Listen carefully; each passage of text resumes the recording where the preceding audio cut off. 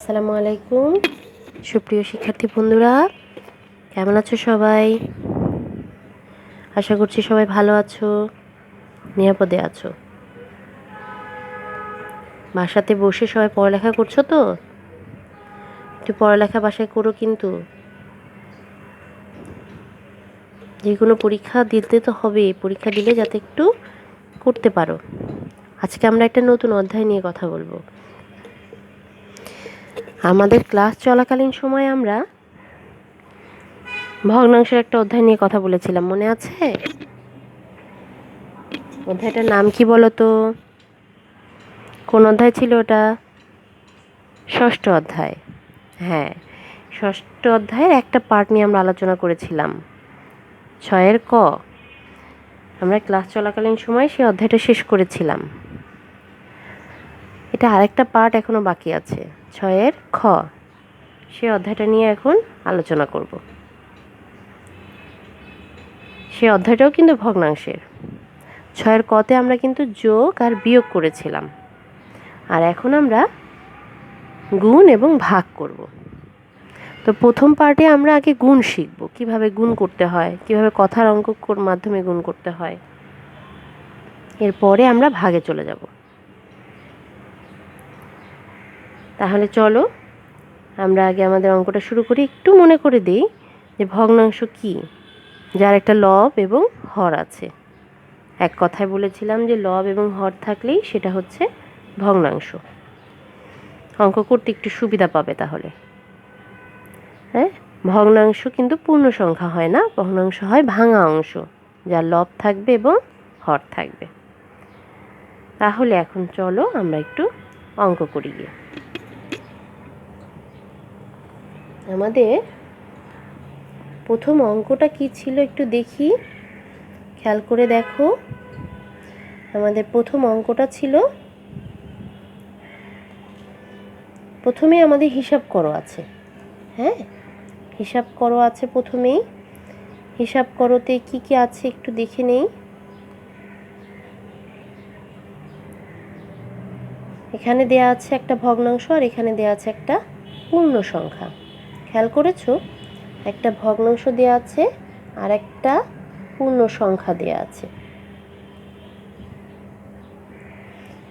তাহলে আমরা এখন এই পূর্ণ সংখ্যাটাকে ভগ্নাংশে আগে পরিণত করে নিই। খেয়াল করো, আমি ছোট্ট করে পেন্সিল দিয়ে 1 লিখেছি, যাতে করে আমি এটা ভগ্নাংশ করে অঙ্কটা করতে পারি।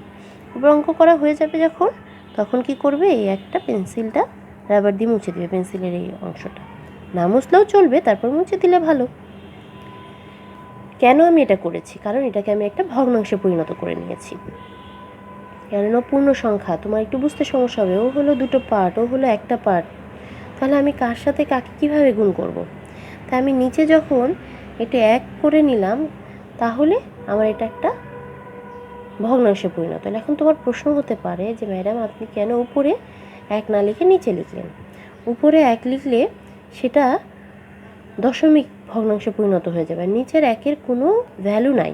তোমরা কি এটা মনে আছে যে 1 দিয়ে যদি 4কে গুণ করি তাহলে 4ই হবে, 4-এর কোনো 1-এর কোনো ভ্যালু নাই ওখানে।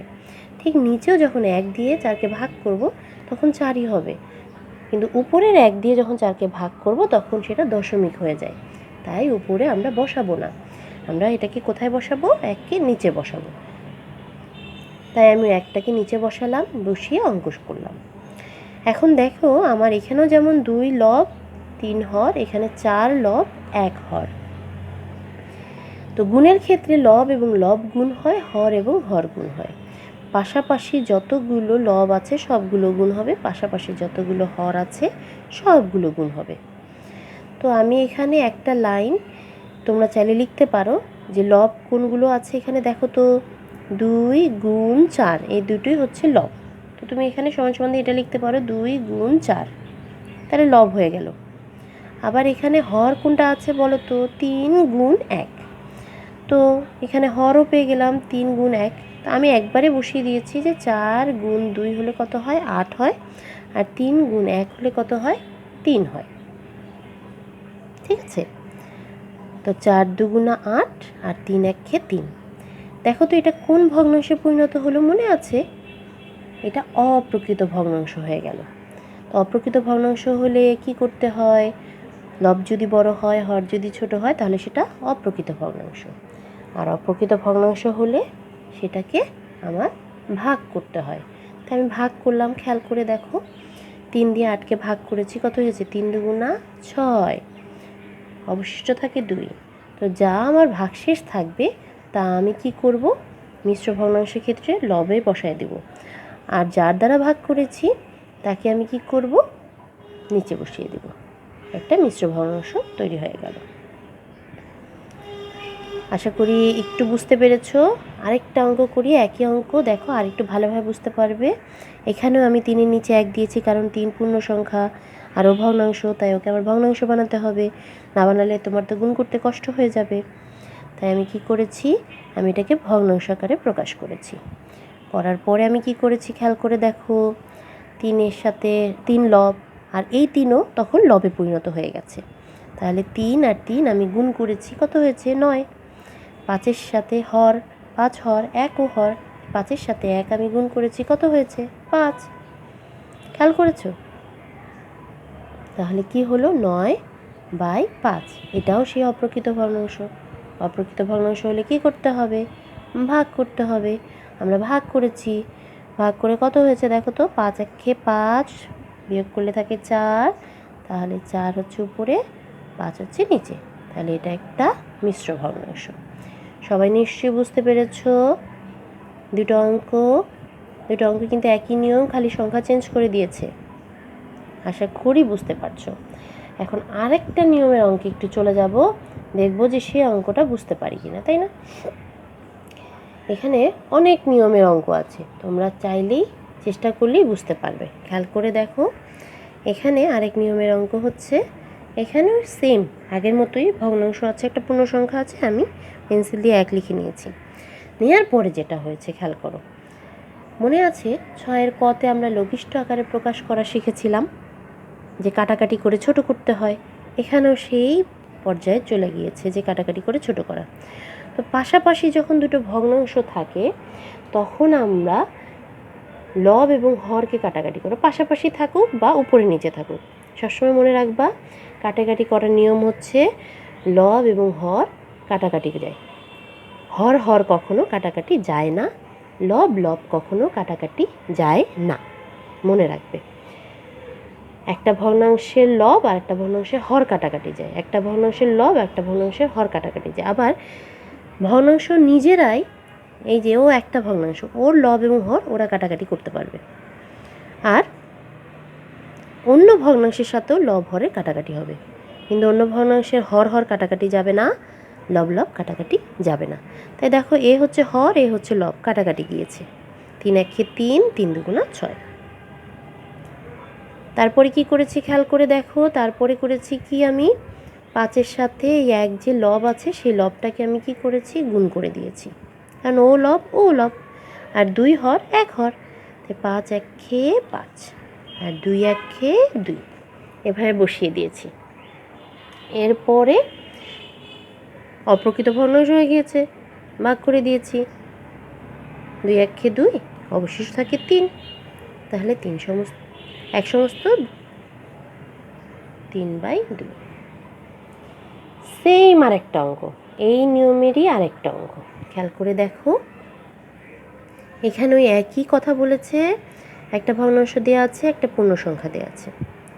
তো পূর্ণ সংখ্যাটাকে আমরা কি করেছি? পূর্ণ সংখ্যা নিচে 1 দিয়েছি, 1 দেওয়ার পরে কি করেছি?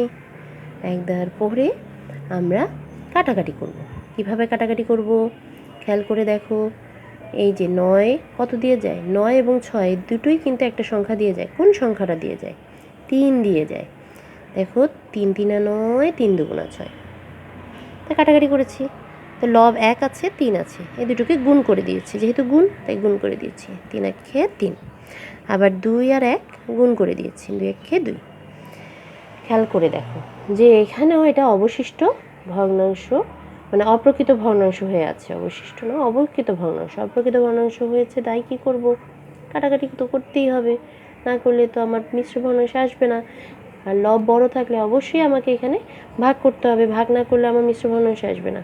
তাই আমি ভাগ করেছি, ভাগ করে কত হলো? 2 1 খেয়ে 2, থাকে অবশিষ্ট 1, তাহলে 1 সমস্ত 1/2। কিছু বুঝেছ? দেখো খেয়াল করে, অঙ্কগুলো কিন্তু সহজ আছে। তোমাদের যদি বুঝতে সমস্যা হয় তাহলে ভিডিওটাকে কয়েকবার শোনার চেষ্টা করবে, দেখার এবং শোনার দুটোই একসাথে শুনলে দেখবে তোমার যদি দেখতে একটু সমস্যাও হয় তাহলে তুমি মানে শোনার সাথে সাথে ওই লেখাগুলো তোমার স্পষ্ট, তুমি শোনার সাথে সাথে বুঝতে পারবে আর কি, তোমাদের জন্য সুবিধা হবে। তাহলে চলো আরও কিছু অঙ্ক আমরা দেখি। আরও কিছু অঙ্ক দেখলে তোমাদের আরেকটু বুঝতে সুবিধা হবে যে আরও কত নিয়ম গুণের আছে। আমরা তো এখন দুটো নিয়ম দেখলাম, একটা কাটাকাটি করলে কি হয় আর একটা কাটাকাটি ছাড়া কিভাবে গুণ করা যায়। এবার আরও কিছু যাই দেখি, কিছু আরও আছে কি না। হ্যাঁ, খেয়াল করে দেখো, এখন আরও একটা নিয়মে যাব। সেটা হচ্ছে কি, আরেকটা নিয়ম হলো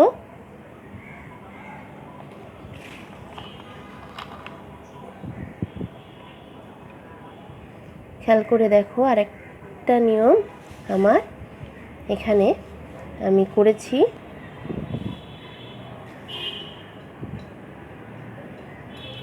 আর একটা নিয়ম হচ্ছে এভাবে আসছে, দেখো নিচে হরগুলো এক, লব ভিন্ন। তো হরগুলো এক হলে কি হয়? খুব সহজ হয়, হর হর গুণ করে দিলাম, লব লব গুণ করে দিলাম, 7 7 49, আর 5 2 10। লব ছোট, হর বড়, তাই আমার কিচ্ছু করার নাই, কী করলাম? এভাবেই রেখে দিলাম। এটাও সেম, এখানে আবার ওখানে ছিল কিন্তু খেয়াল করে দেখো, হর দুটো সেম আর এখানে লব দুটো সেম। লব দুটো সেম, কত হলো? লব লব গুণ করলাম, 9 হলো। আর নিচের হর দুটোকে দেখো, দুটো কিন্তু কাটাকাটি যেত, কিন্তু পাশাপাশি হর কাটাকাটি যায় না, তাই কাটাকাটি যায় নাই, 4টা 32 হয়েছে। আরও দুটো দেখি এবার কাটাকাটি সিস্টেম। দেখো কাটাকাটিতে কি দাঁড়িয়েছে, কাটাকাটিতে দাঁড়িয়েছে কি, এটা একটা ভগ্নাংশ, এটাও একটা ভগ্নাংশ, পাশাপাশি দুটো ভগ্নাংশ। আগের অঙ্কতেও কিন্তু আমরা দুটো করে ভগ্নাংশ পেয়েছি, কিন্তু তার আগে যে আমরা অঙ্ক করেছিলাম সেখানে কিন্তু ভগ্নাংশ ছিল না, এটা পূর্ণ সংখ্যা ছিল, এখন পাশাপাশি ভগ্নাংশ। তো ভগ্নাংশের এই যে হর এবং লব কাটাকাটি যায়, হর হর কাটাকাটি যাচ্ছে না, লব লবও কাটাকাটি যাচ্ছে না। তো হরের সাথে লব কাটলাম, লব আর হর কাটলাম, 3 1 3, 3 2 6।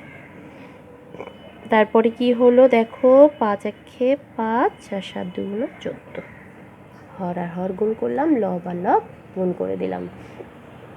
এটাও কিন্তু এই কাটাকাটি সিস্টেম আগে কিন্তু ছিল তোমার পূর্ণ সংখ্যা, যে আমি মনে মনে 1 ধরেছিলাম, আর এখানে মনে মনে 1 ধরতে হলো না, এখানে ভগ্নাংশ দেয়াই আছে।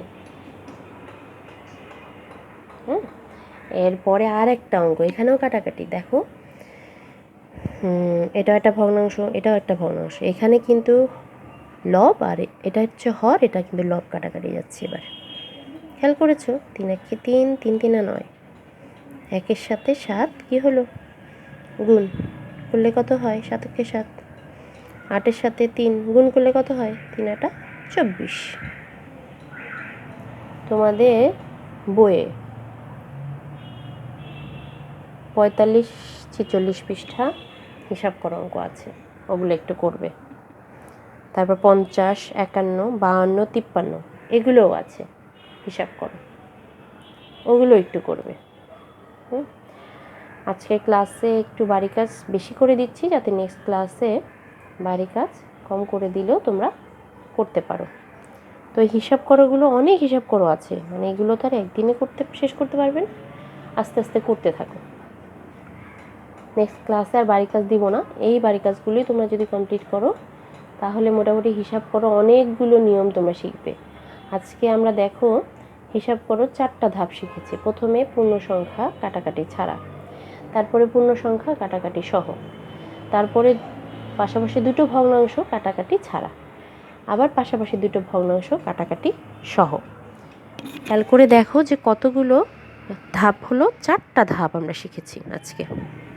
তো পরবর্তী ক্লাসে আরও কিছু অঙ্ক আছে হিসাব করো, সেগুলো করার চেষ্টা করব আমরা।